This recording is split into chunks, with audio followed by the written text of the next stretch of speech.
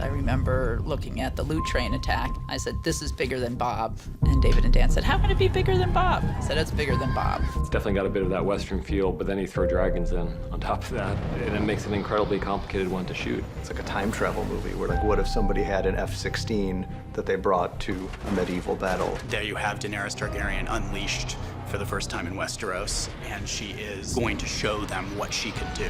With every time that something goes wrong, more Targaryen comes out, more fire comes out. So she starts to take matters into her own hands.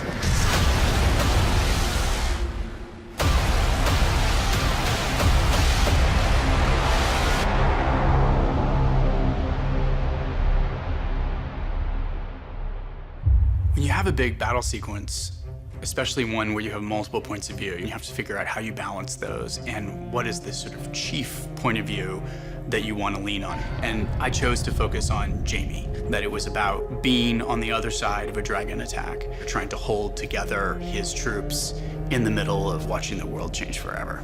It's just complete annihilation. And like he sees the horror of so many men just burned to ashes. There's nothing you can do, which is scary. She keeps losing battles and being weakened without ever striking back. And there's only so much of that Dany can take. There's only so much of that anyone would be able to take. We're now left with our heroes, and our heroes are on opposite ends of this chessboard. Tyrion has the most complex set of emotions about this battle of anyone, because he's got the woman he serves on one end, and he's got his brother who he loves on the other end.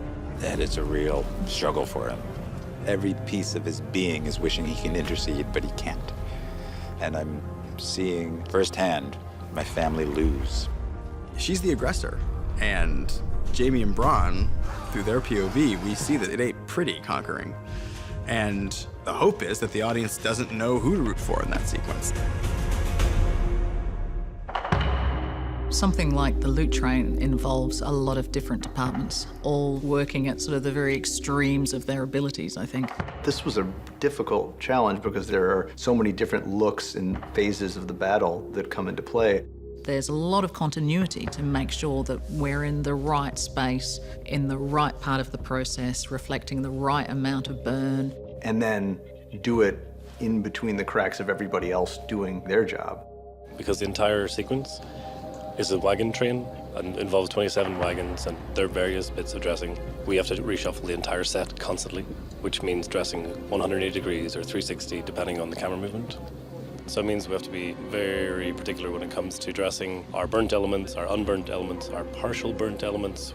There's so many stages to consider, but it's definitely a hell of a lot more fun when it gets into the bloody battle.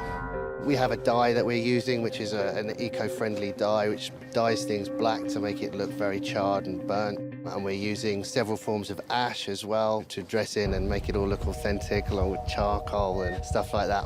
Maybe when you're watching it, it doesn't necessarily stand out, and that means we've done our job because people just accept this is the world and that's the environment. We are the front line of defense, and detail is our job, so we're very happy about it. When I get to a sequence like the one we're doing right now, I take a deep breath and go, oh boy, that is going to be a lot of work.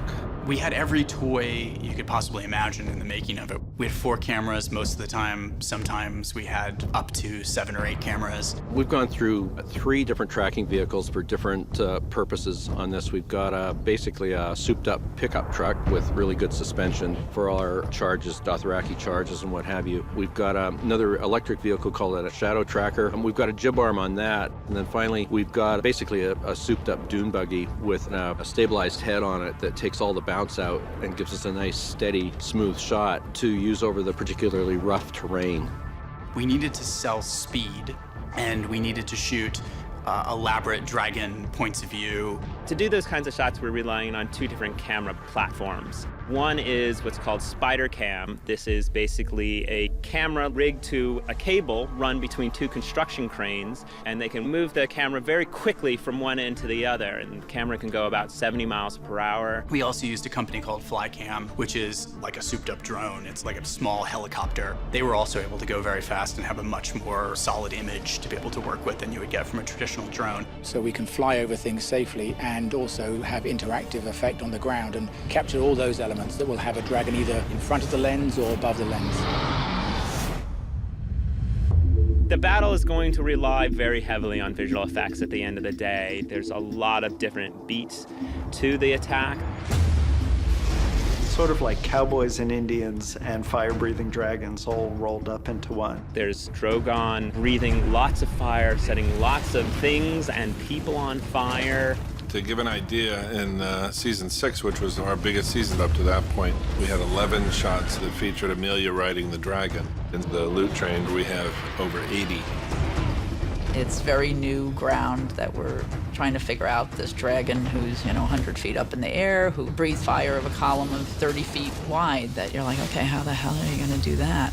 You've got Amelia on the back of a motion base that's animated to fly in concert with the animation on the dragon. So that the thing she's moving on is moving around as if she was really riding on Drogon, but in a stage in Belfast in front of green screen. So being on this theme park ride, which is kind of what it is, and you're strapped in, then looking like you are controlling it, when there's so much going on, you just got to harness every single bit of imagination you have and just use it. I mean, can you even imagine being on the back of a reptile that's breathing fire at your command? That's huge.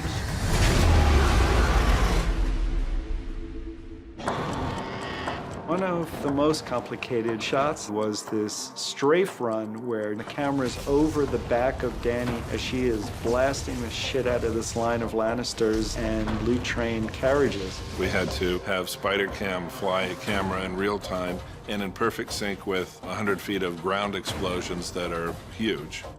Sam is our effects guru, and he's kind of a madman in the best possible way. And, one of his responsibilities is setting things on fire, which he's really good at. The strafe run was 150 feet long, and it had 15 rows of charges. We tested it in Madrid back in August.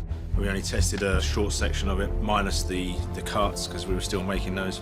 All the effect has to mimic as though the flame is coming from the sky. So we'll always size up the flame later in post, and we'll shoot elements of flame against black. But Sam here has to make it feel that the impact of the flame is pushing along, so it has a travel to it. I mean, we've been blowing things up on many days, but working out the timing of that was quite a process. In the end, we went with a fuel mix and explosives to give almost like a machine gun sort of strafe, but closer together. And as each one exploded, it would then engulf the next and the next and the next, so you almost get a seamless line of flame just growing through.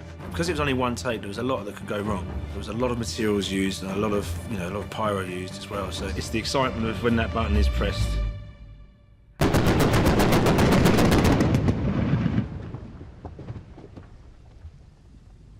It's the euphoria you feel afterwards. Knowing the hard work that's involved, it all comes to that point.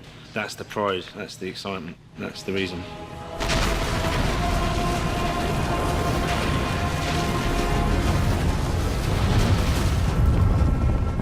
George Martin's often said that the Dothraki are kind of an amalgam of American Indian tribes and the Mongols.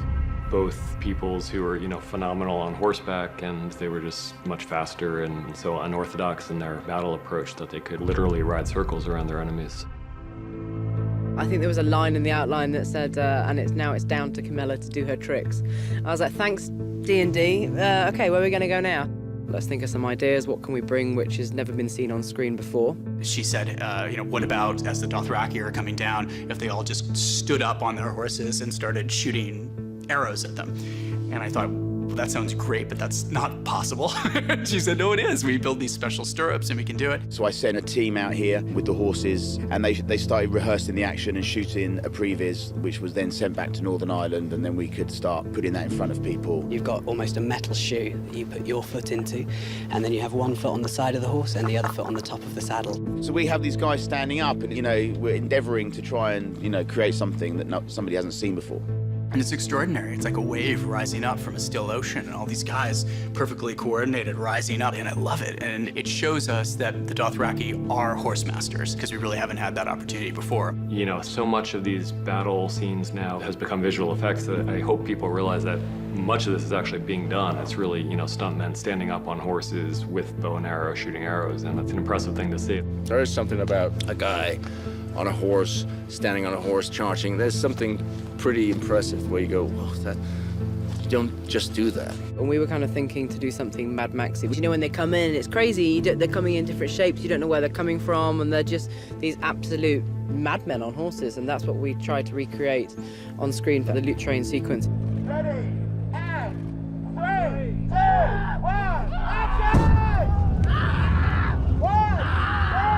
This battle was the most fire-intensive one we've had. We burned more stuntmen than has ever been burned in a single shot and in a single sequence. The dragons have grown. They're the size of a 747 now. So you'd think then that the amount of people they burn in one go would increase. We have potentially the most burns, full burns ever done on TV history, which is burning 20 men in one shot, which we have coming up. And there was a few raised out eyebrows when I suggested 20.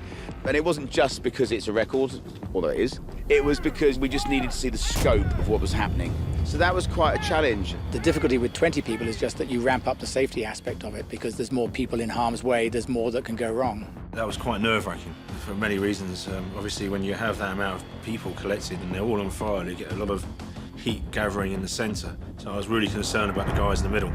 And I wanted to make sure that we get the guys on the outsides as far away from the guys on the inside as quickly as possible.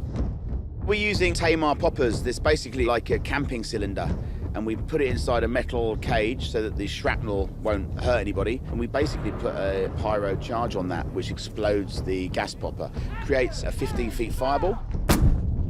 And we put one of those with each performer. It just means that when you light them, they really light. During this whole process where you're on fire, you do have to hold your breath, and that's the key point, is to keep your heart rate down so you can hold your breath throughout the whole scene. Riley's big on making it as calm as possible, If someone's on fire, it's quite a high adrenaline thing going on, and saving your breath is very important, so you've got to be calm.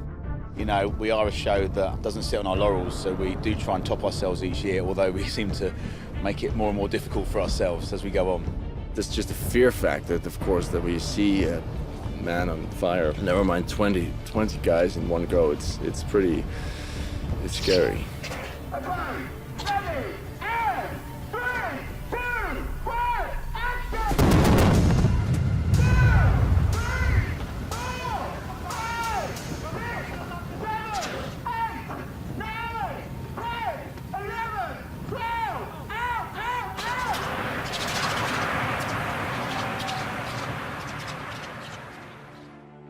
When we start making these huge battles, it's so hard to imagine that we're ever going to finish because there's so many moving pieces, but it's ultimately just, one shot at a time and figuring it out from there. The cameras and the actors and stunts, and it was very much an all hands on deck sequence as much as we've ever had, and everybody did an excellent job of fitting all the puzzle pieces together.